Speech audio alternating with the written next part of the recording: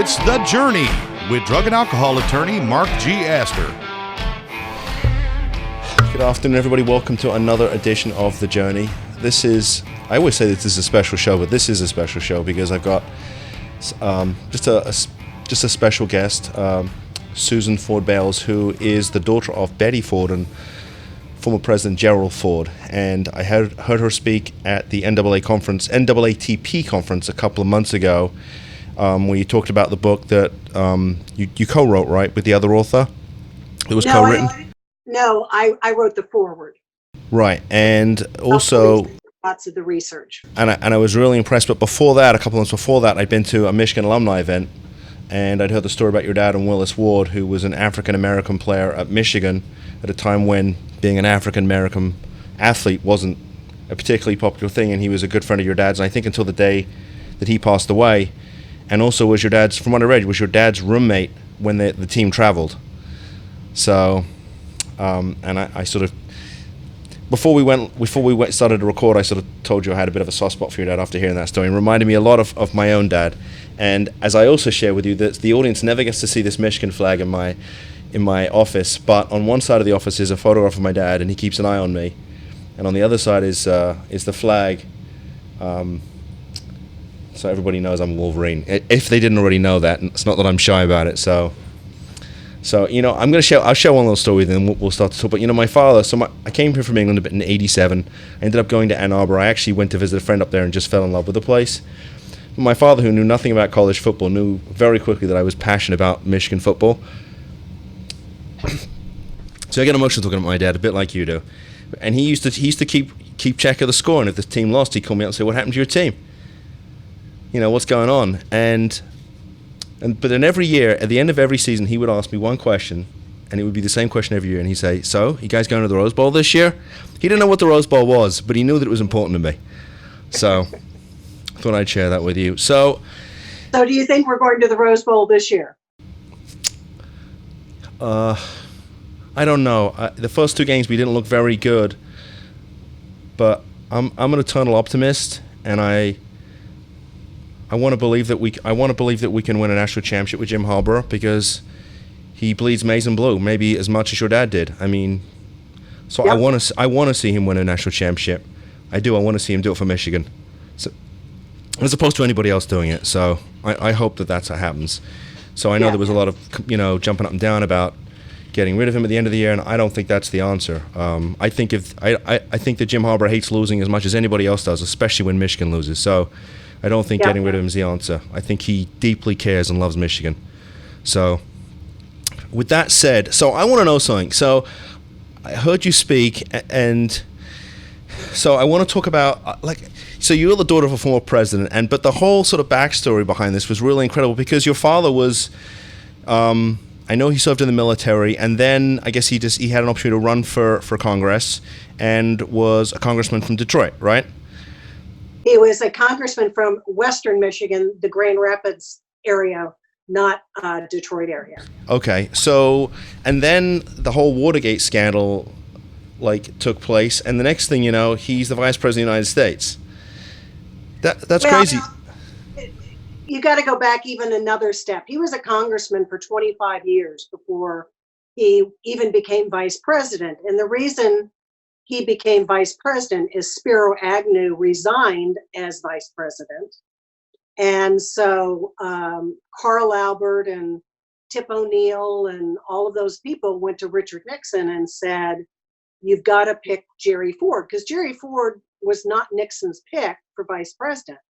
But they all admitted that because he had been in the House and the Senate and been on the Hill for so long, is that he had what Nixon needed to, he worked both sides of the aisle, basically. Well, by the way, then Nixon resigns and he becomes president. So what was that like? I mean, he goes from being a member of Congress, long-standing member of Congress, and next thing you know, he's vice president of the United States. What was that like in your home with your mom and your dad? And well, first of all, it was very different, because I was raised in Washington. I was not raised in Michigan. And so I grew up with all the other congressmen's kids and senators' kids, and we were just normal kids in public schools. I went to public schools. But then it got to be high school, and I ended up going to a private girls' school where I was a boarder because I'm the fourth of four children. So I'm the baby and the only girl. And I think my parents were pretty tired by the time I came along. So they shipped me off to boarding school. And so all of a sudden I got Secret Service agents. Well, that really upset my apple cart as far as my social life. And so I had I'm sure to, that wasn't good for the dating life. If your father ever wanted to keep a track of you, who you were dating, now he had a way of doing it. That's exactly right. I mean, he didn't have to stay up for me because he could just read the logbook and find out where I'd been and what I was doing and what time I got home. It really hampered my social life. Okay, so I understand he was vice president for about 9 months. Is that right? And then he became president. Resigned, and we didn't even move into the White House right away. It was about 10 days before we moved into the White House because they had to move all of the Nixon's family's things out. So we continued to live in our house in Alexandria, and my dad would commute to the White House at the Oval Office every day for about 10 days.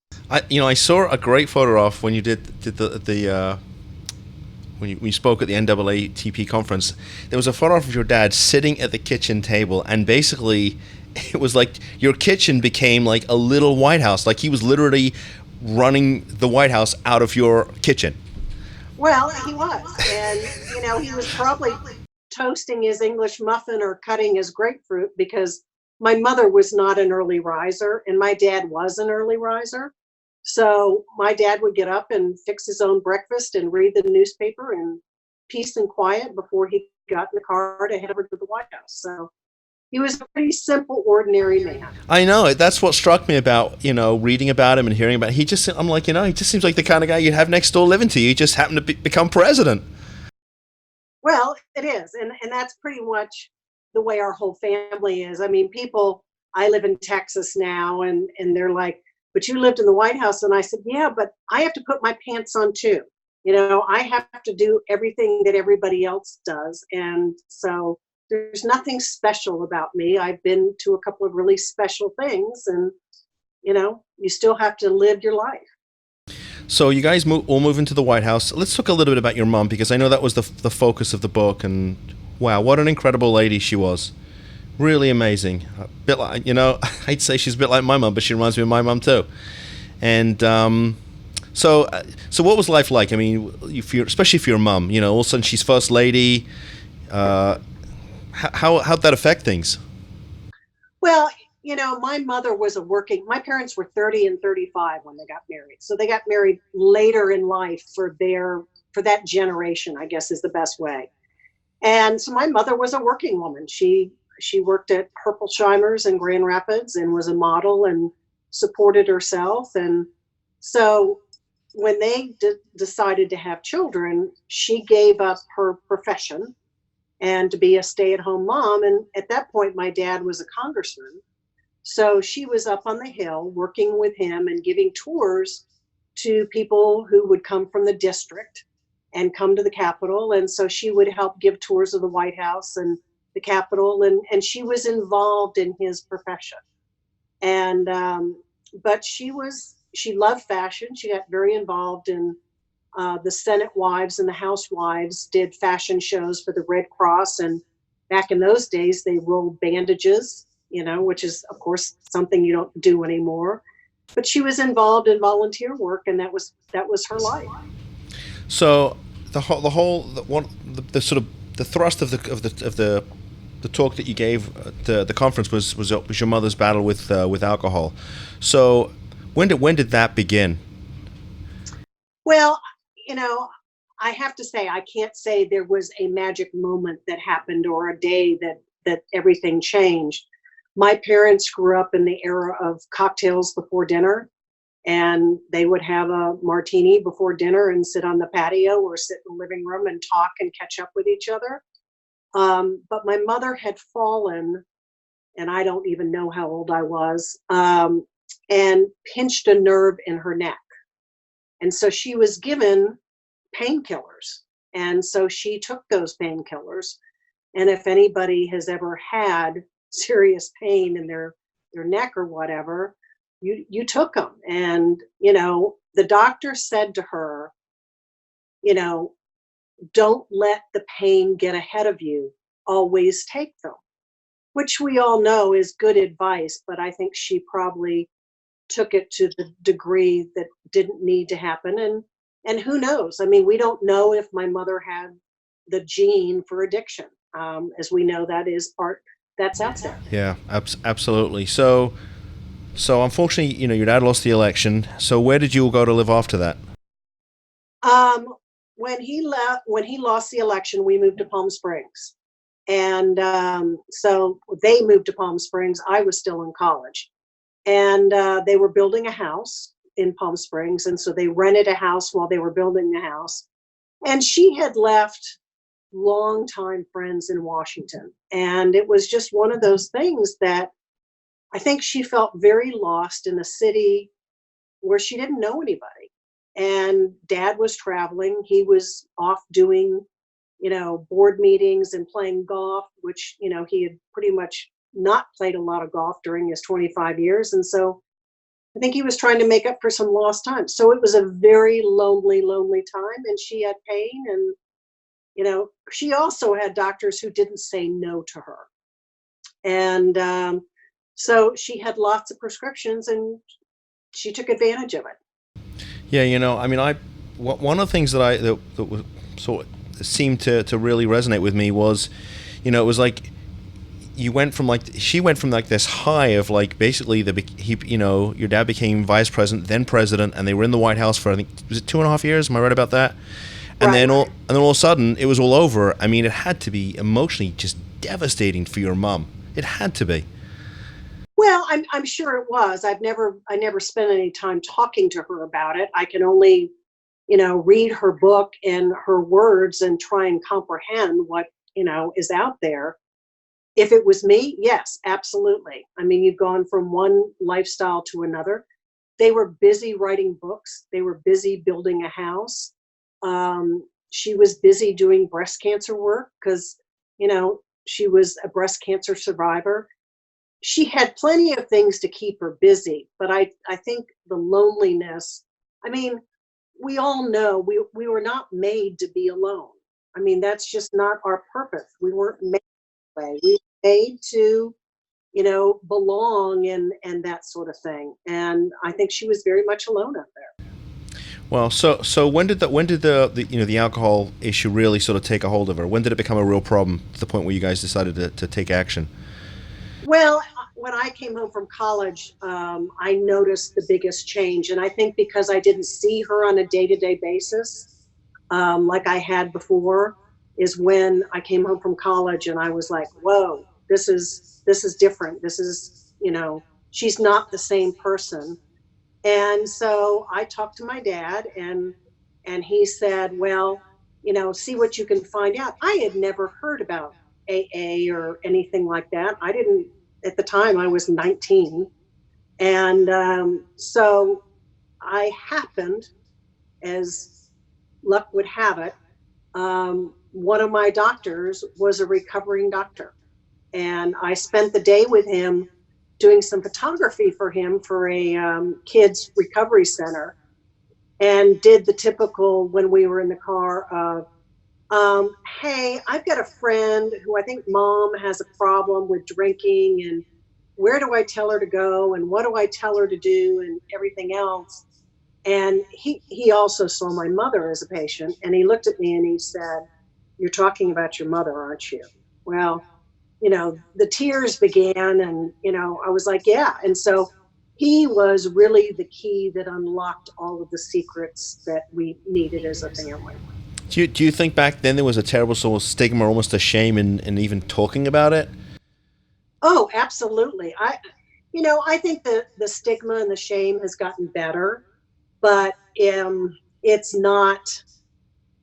hasn't improved enough that, I mean, it's still out there. I mean, everybody thinks of the alcoholic and the drug addict is the person in the curb on the road who's homeless and everything else. Well, the addict and the alcoholic is, the painter and the teacher and the doctor and the radio host. It's the lawyers.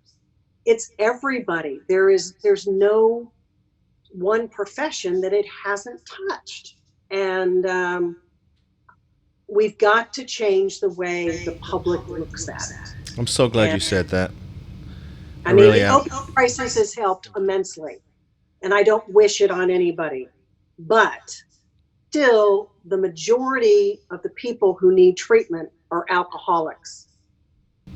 Yeah, it's there's sort of this, when it comes to alcohol consumption, it doesn't, it's so ingrained in our life, right? I mean, you go to sporting events. I know they don't sell alcohol at college games, but you go to an NFL game and it's just part of the advertising. I know they're supposed to stop serving at halftime, but to be honest, it's not always a fun thing to do, to go to an NFL football game. There's just so much alcohol going on. People are so out of control. I think that's why it's not so much fun to go as a college game. Yeah, I mean, the tailgating. I mean, we all know what goes on. So, I do drink, but I don't drink a lot. But I've gotten very comfortable with going to functions and football games or basketball games or whatever it is. And why do you need it? So I know your mom went to treatment. How long was she in treatment for? She was in treatment about 6 weeks. She did 28 days, and then she got a pass and got to go home for the weekend because she was at Long Beach Naval Hospital. And so Long Beach is just a couple hours away from the desert. And, part of that was to see, well, how do you do at home? What's it like, the reentry process? And then she went back and spent a couple more weeks. We all went to family in different ways. I went to family there in Long Beach, and then began working my own recovery process because I was just as sick as she was. And I didn't realize that until, I got a little bit of education about it. Tell me what you mean by that. I don't know. Tell me, when you say you felt that you were as sick as she was. Well, I was the classic enabler. I covered up for her. When she couldn't go someplace with my dad, I would go with her. I never I did confront her on my own with her secretary at one point, which was a disastrous mistake. And then about 10 days later is when we did the family intervention. But I just covered for her and made it easy for her to do what she wanted to do. And that was to take pills. My mother didn't drink until 5 o'clock in the afternoon. I mean, she wasn't drinking all day long, but it was the prescription drugs that she was taking for the pain and everything else, that it was the combination of the two of them together that made it so bad. Yeah, I think it's an interesting point you make about the enabling, because, I mean, we take calls in my office because we're only working with families whose loved ones have these issues. And a lot of the time, if I've got a mum and dad on the phone because you're dealing with someone's child, and I use that word generically because I'm 52 and my mother still thinks I'm a little boy, and probably in some ways I am, but that's a whole other conversation. But, see, I told you your mother and my mother probably had a lot in common. Yeah. Typically somebody over 18, and what's going on is that one parent wants to be tough, and the other wants to enable. So I don't know if that's still, it's still something I see every, on a pretty daily, weekly basis. So why do you think that is? I mean, who wants to feel hurt? I mean, I still read my daily devotionals, and I'm like, darn, I'm still making that mistake. I mean, I get better at it. I'm definitely better at it. But, I love alcoholics because I am an organized person. I love to run their life. That's what I love to do. And so I'm a really good enabler, and I'm always working on changing and improving myself. So how was your dad in all of this? I mean, was he, was he involved in the process of getting your mom into treatment? Was he, did he just sort of brush it aside? I mean, what was his response to all of this? Well, once I met with the doctor and started to get some answers, then Dad met with the doctor and myself and my mother's secretary, and we began plotting behind her back, which is what you have to do an intervention. And then my dad realized that basically his way of dealing with it was to travel and be gone. So he really wasn't dealing with it. And then I would, dump on him because I was like, wait a minute, I can't do all this myself. So we all learned a new way to communicate. And it's just, let's be honest, let's say it with love. Doesn't have to, attack, and you don't have to be defensive and all of that stuff, but learn how to communicate with love. And it's hard sometimes, but, Dad learned it too. And it made such a change in their marriage. Because their marriage was some love affair. It really was, from everything I've read. It was. I mean, they had a beautiful love affair, and they had been through hell and back, just the two of them, and much less with 4 kids who were far from perfect. So, but they really supported each other. And, it's very remarkable, but they learned how to communicate and communicate better. So how was your mom after she got out of treatment, and really for the rest of her life? How was she? How did she do? You laugh. I'm interested to know why you laugh. Well, I laugh because all she could talk about was her AA friends and her AA meetings and AA this and AA that. And I was like, there is more to life than AA. You have children. Now, granted, we're all grown. We were grown and gone. But then I realized what it was like watching a rose slowly open, and she became this beautiful character. And my mother was a big prankster, and she had an incredible sense of humor, and she loved to do things like that. But it was just a matter of, she was so focused, because I think she was so afraid of relapse, that if I take the eye off the AA ball, I'm going to fail. And I don't want to fail to my family again. So, the first year I would say is a rough road for everybody, because everybody's trying to learn how to do it and do it differently and do it right and all that other stuff. And it just takes time, and everybody's got to work on it at their own pace. So how did the clinic that's named after her, and the foundation, I think also that's named after, how'd that all come about? Well, Eisenhower Medical Center had always planned on doing a drug and alcohol treatment center there in the desert. And Mother was on their board, and Leonard Firestone was on their board. And so they basically said, well, what if we name it after you? And she was like, oh, no. Because she only had, well, I can't do the math right now, but she only had 3 or 4 years of sobriety, which is very early in her sobriety. So they talked about it, and then she came and talked to us kids about it, because she said, I'm going to be long gone, and you're the ones, and your kids are the ones that are going to have to live with it. So that, we all went, so it doesn't bother us. I mean, we were proud of her sobriety and being so open and honest about it. So that was easy. And then my mother had visited Hazleton back when she was putting the Betty Ford Center together. And we based the Betty Ford Center's program after Hazleton's program, because they just celebrated 70 years, and they've been doing it a long time, and they know what they're successful.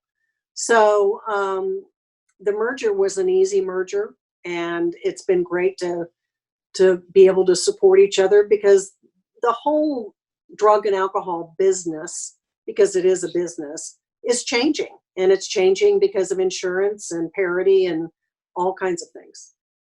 Wow. So are you still involved with the clinic or the foundation these days? I know at one time you were, I think, right? I'm on the board of trustees of the Hazleton Betty Ford Foundation, and I just returned from a board meeting up in Center City last week. So So I want to ask you, because you got some really interesting photographs in the background there, and I couldn't help but notice there's one of your dad, I think when he was in the military. There's one a few years on, and and I've also seen a photograph of him, must have when he was playing at Michigan, because he was the starting center, and there's a photograph of him just ready to hike the ball, and well, he was quite the dashing young man, I must say. Yeah, that's when he had hair. He had a lot of hair back then. So what photographs do you have back there? Well, this is in my guest room, and this is where my grandkids sleep because I want them to know who their family is. And so there is a picture of my dad in the military when he was a lieutenant commander. And then there's a young picture of my mother when she was a dancer, when she danced for Martha Graham. And then the postage stamp, there was a postage stamp that was done for Dad more than 10 years ago, don't ask me, but it's more than 10 years ago. And there are also pictures of my children and my grandchildren and, how we are a family. Do you share the stories of your parents with your children and grandchildren? I do. My oldest granddaughter is 13. And so we recently went to go see Miss Saigon together, and I hadn't seen it. And so when we were driving home, I was able to talk to her about the Vietnam baby lift.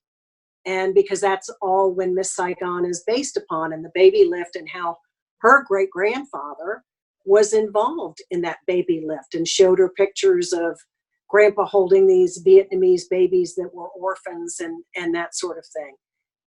And then last Christmas, we did a Lego of the Capitol, which was a long day of doing Lego. And it's like 1,600 pieces. And so when we did it, I was like, okay, here's where great grandpa's office was, and here's the rotunda, because she was 6 months old when he died. But this is where he laid in state in his casket. And so things like that give me great opportunities to spend time, with my grandkids and talk to them about it. So, do you have like a couple minutes just to talk about the Willis Ward story? Yeah, the Willis Ward story. Willis and Dad were roommates when they traveled, and so Michigan was going to play Georgia Tech. We're talking the 1930s. I love this story. And it's a great story. The Georgia people said that Willis Ward, because he was an African American, could not come on the field. And so Willis said fine, and Dad, was furious because he and Willis were friends. And your dad was the captain of the team too, so. He was the captain of the team. And Michigan was not having a very good year. I don't think they had even won a game at that point. And so my dad quit. And Willis came back to my dad and begged him and said, please, play for me. This is really important. And so my dad did play, and he was the center, number 48, which has been retired. And Michigan won the game. I can't remember the score, but they won the game. So, but Willis and my dad, there's pictures at the museum and library of Dad and Willis Ward. When we were putting the statue of Gerald Ford in the rotunda of the Capitol, because every state gets 2 statues, and Michigan had to bring home a statue before we could put a new statue in, but Gerald Ford is the only president from the state of Michigan. So anyway, the state House and state Senate were having a hard time passing it for some reason. I don't understand, but and there was a young African-American man who got up, who was a Democrat, who, lobbied for it to happen and to bring home Zachariah, whatever his name is. And it turns out that was Willis Ward's grandson. That's amazing. And so he now sits on our board of directors also. So it's another full circle. What goes around comes around once again.